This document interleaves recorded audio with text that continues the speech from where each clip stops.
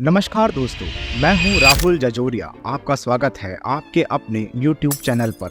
आज हम शुरू करने वाले हैं लॉ ऑफ अट्रैक्शन की पूरी सीरीज, जिसमें आपको लॉ ऑफ अट्रैक्शन बेसिक से एडवांस तक सीखने को मिलेगा। सबसे बड़ी परेशानी यही है कि आप लोग कहीं से भी कुछ भी पढ़ना, सुनना या देखना शुरू कर देते हैं। कोई भी वीडियो आप देखने लगते हैं, कोई भी किताब आप पढ़ने लगते हैं, चाहे वो लॉ ऑफ अट्रैक्शन का बेसिक बताती हो या एडवांस बताती हो। और यही इसका कारण है कि आप पहले से भी ज़्यादा कंफ्यूज होते जाते हैं। इसी वजह से अधिकतर लोग लॉ ऑफ अट्रैक्शन का इस्तेमाल करने में फेल हो रहे हैं, क्योंकि आपकी बुनियाद मजबूत नहीं है। और जब तक आपकी बुनियाद मजबूत नहीं होती, आप उस पर कोई भी इमारत खड़ी नहीं कर सकते। अगर आपने कोशिश की तो आगे जाकर वो गिर जाती है, और अधिकतर लोग ऐसा ही करते रहते हैं। सोचो क्या होगा अगर किसी बच्चे का एडमिशन बीए में करा दिया जाए, एमए में करा दिया जाए या और बड़ी क्लास में करा दिया जाए। वो छोटा बच्चा फेल हो जाएगा, क्योंकि उसका एडमिशन अभी छोटी क्लास में होना चाहिए, नर्सरी में, एलकेजी में, यूकेजी में, फर्स्ट क्लास में, ताकि वो छोटा बच्चा बेसिक चीजें सीख पाए और आगे आने वाले पढ़ाओं को बहुत अच्छे से स्वीकार करे और उन्हें पास करता जाए। इसी वजह से लोगों का बिलीव लॉ ऑफ अट्रैक्शन से धीरे धीरे हट जाता है। वो लोग बड़े जोश में चीजों को शुरू कर देते हैं, लेकिन धीरे धीरे उनका मनोबल टूटना शुरू हो जाता है, क्योंकि उनको कोई रिजल्ट नहीं मिल पाता।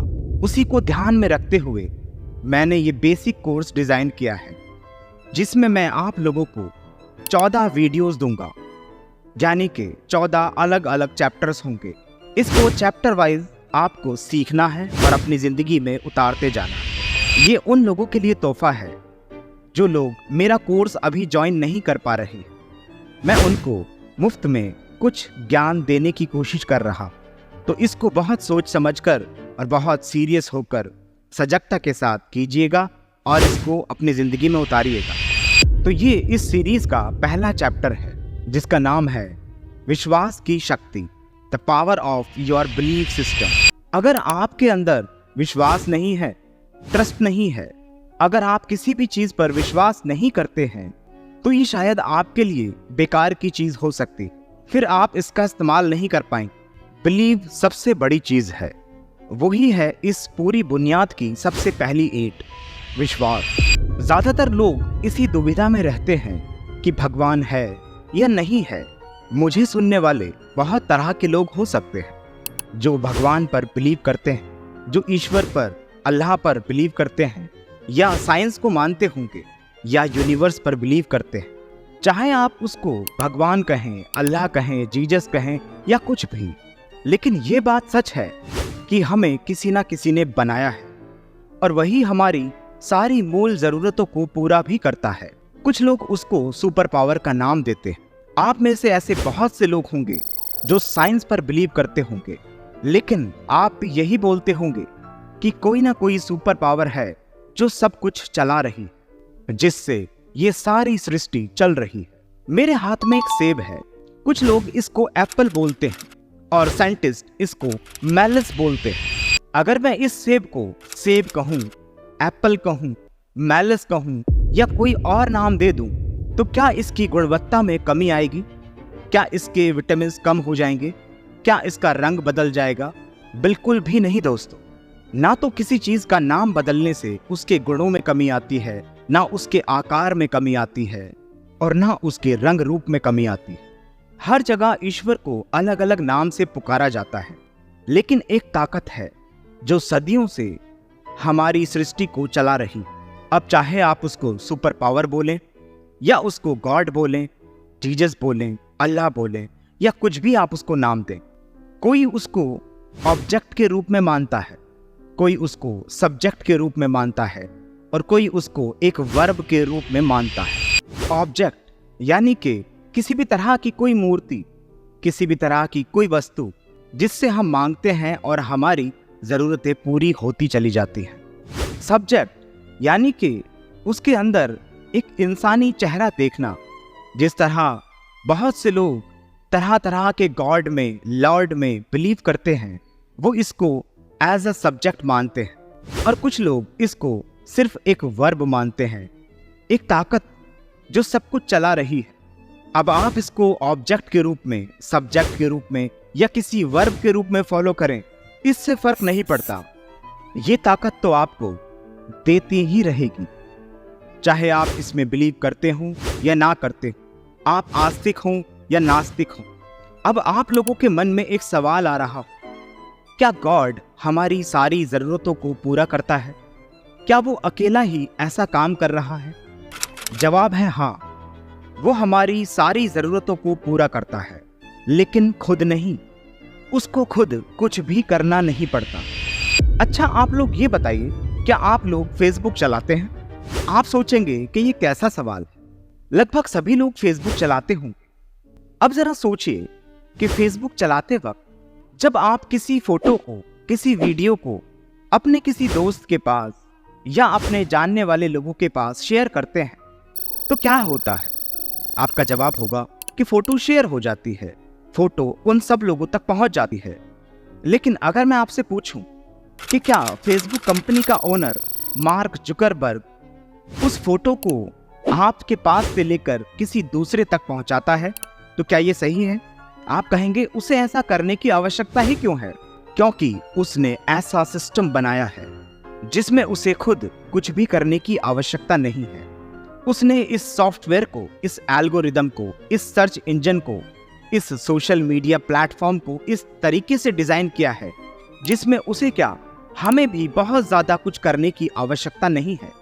हम केवल एक क्लिक करते हैं और कोई भी फोटो, वीडियो वर्ल्ड वाइड हो जाती है और बहुत से लोगों के पास ये पहुंच जाती है।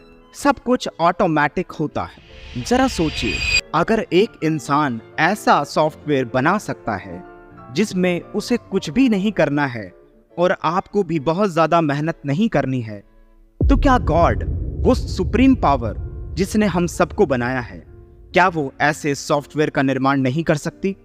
बिल्कुल कर सकती है, और उसने ऐसा किया भी है। इसीलिए भगवान को अब कुछ भी करने की आवश्यकता नहीं, क्योंकि उसने इस ब्रह्मांड को इस तरह से डिजाइन किया है, आप लोगों की अपनी जरूरतें अपने आप पूरी होती रहेंगी। उसने भी ऐसा ही ऑटोमेटिक सिस्टम आपके लिए तैयार कर रखा है, एक सॉफ्टवेयर डिजाइन कर रखा है। लेकिन कुछ लोगों के दिमाग में ये सवाल भी आ रहा होगा कि अगर ये सॉफ्टवेयर इतना अच्छा है और इतना अच्छा काम कर सकता है और गॉड ने इसको हमारी जरूरतें पूरी करने के लिए बनाया है, तो जीवन में इतने सारे दुख क्यों हैं?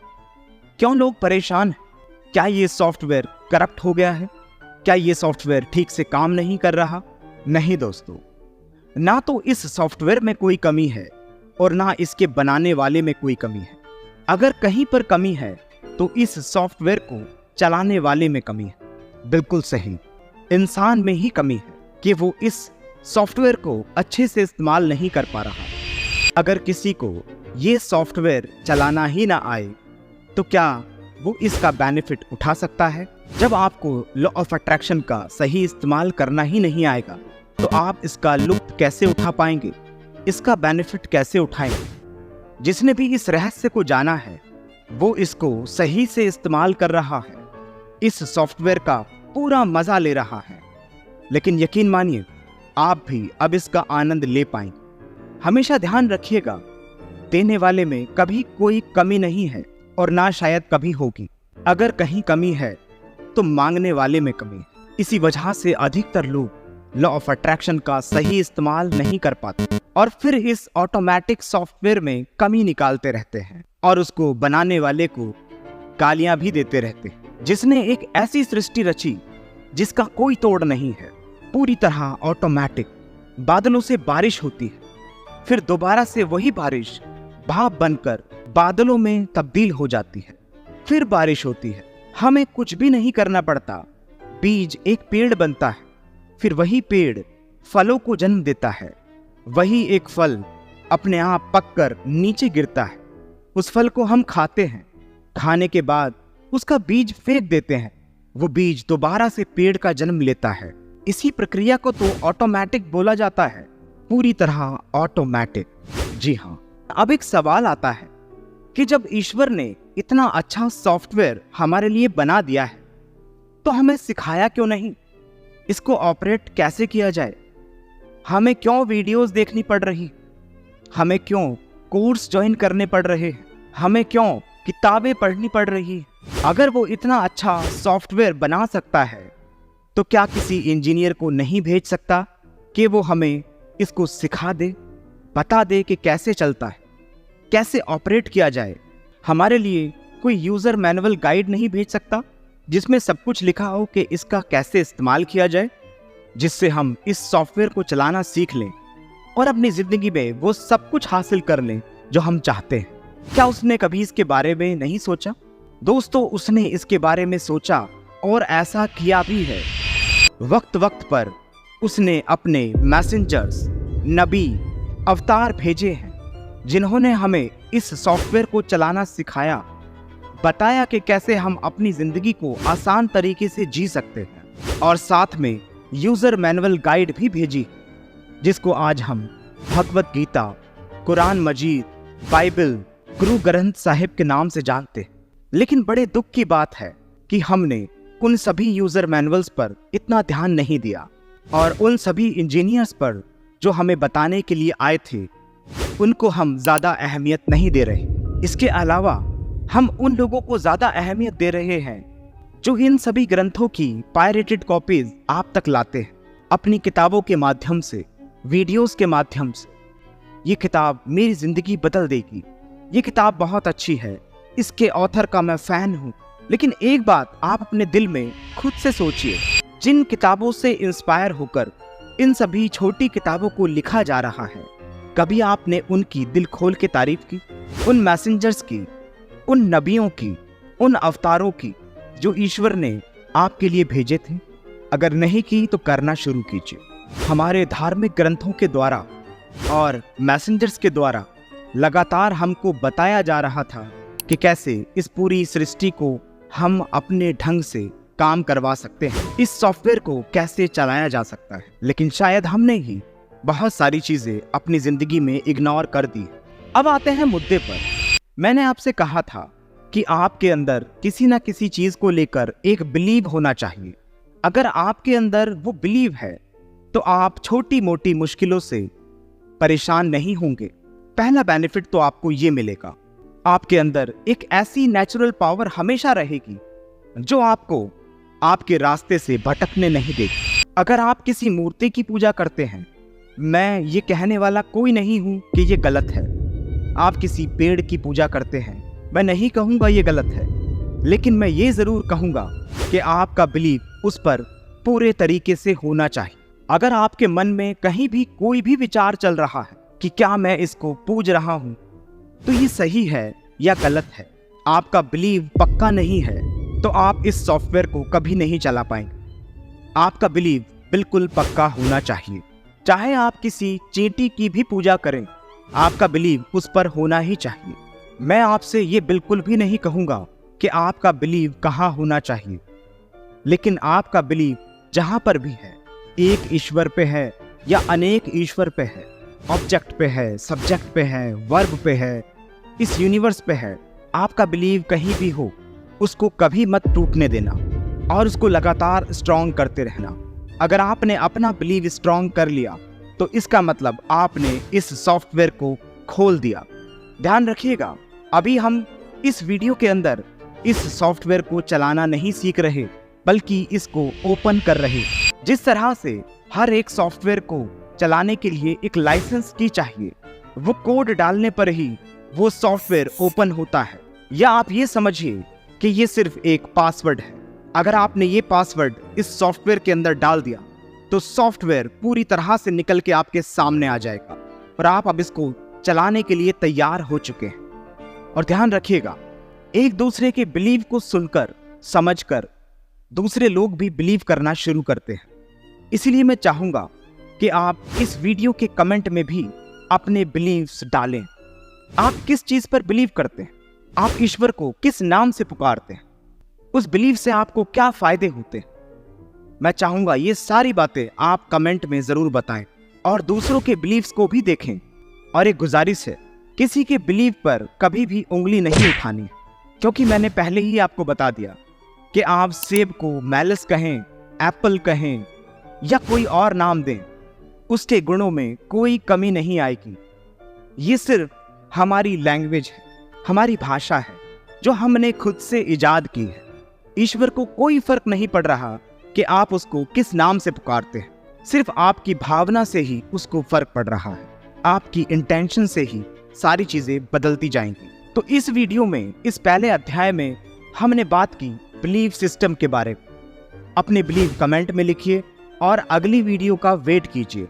इस अगली सीरीज में हम आगे बात करेंगे और ये पूरी सीरीज आपको लॉ ऑफ अट्रैक्शन का एक मास्टर बना देगी। आप अपने मन चाहे तरीके से अपनी जिंदगी को बदल पाएंगे और इस सॉफ्टवेयर को, इस ऑटोमेटिक चलने वाले लॉ को आप समझ पाएंगे, इसको जीवन में उतार पाएंगे। मिलूंगा आपसे दोबारा से अगले चैप्टर में। Till then, bye bye, take care, खुदा हाफिज, शब्बा खैर, आस्ता ला विस्ता। खुश रहिए और अपने लक्ष्य की ओर बढ़ते रहिए, लगातार सक्सेस को प्राप्त करते रहिए।